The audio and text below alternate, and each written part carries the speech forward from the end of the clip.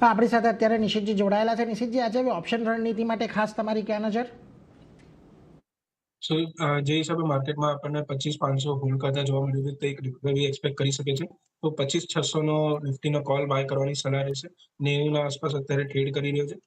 ટાર્ગેટની વાત કરીએ તો 130 થી લઈને 140 ના ટાર્ગેટ આપણને કોલ ઓપ્શનમાં જોવા મળી શકે છે. સ્ટોપ લોસની વાત કરીએ તો 60 રૂપિયાનો એક સ્ટોપ લોસ રાખવો જોઈએ. એટલે જો અહીંયાથી ખાસ કરીને જેમ આપણે કહ્યું હતું કે રિકવરી એક શક્ય છે, એટલે રિકવરીના માટે તમે 25,600નો કોલ ઓપ્શન બાય કરીને ચાલો.